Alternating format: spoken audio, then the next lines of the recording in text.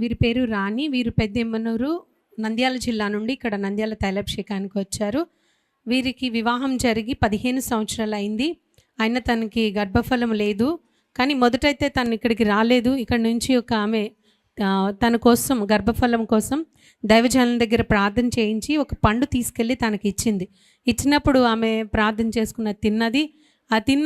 ఆ నెలే తనకి గర్భం అనేది నిలబడిన తర్వాత తనేగా ఇక్కడికి వచ్చి దైవజనులతో తను గర్భ విషయమే ప్రార్థన చేయించుకున్నప్పుడు అది అలా నిలబడుతుండగా 2వ నెల 5వ నెల అలా మధ్యలో వచ్చి దైవజనులతో ప్రార్థన చేయించుకుంది. అలానే తనకి మొదటి సంతానంగా కుమార్తె కావాలని తను కోరుకున్నప్పుడు దైవజనులు కూడా ప్రార్థన చేసినప్పుడు దేవుడు ఆ రీతిగానే తనకి మొదటి కుమార్తెని ఇచ్చారని వారు చెప్తూ ఉన్నారు.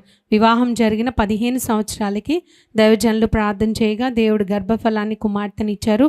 అలానే గత కొన్ని వారాల క్రితం ఆ బిడ్డకి బలహీనత వచ్చి కామెర్లతో హాస్పిటల్లో ఉన్నప్పుడు చాలా బలహీనపడి ప్రాణాపాయ స్థితిలోకి వెళ్ళినప్పుడు ఆ కుమార్తె విషయమై తను ప్రార్థన చేసుకుని ఇక్కడ సాక్ష్యం చెప్పుకుంటానని దేవుని యొద్ద తీర్మానం చేసుకున్నప్పుడు దేవుడు తనకి స్వస్థతనిచ్చి మంచి ఆరోగ్యం ఇచ్చారని వారు సాక్ష్యం చెప్తున్నారు. ఈ సాక్ష్యం దేవుడు దీవించునుగాక.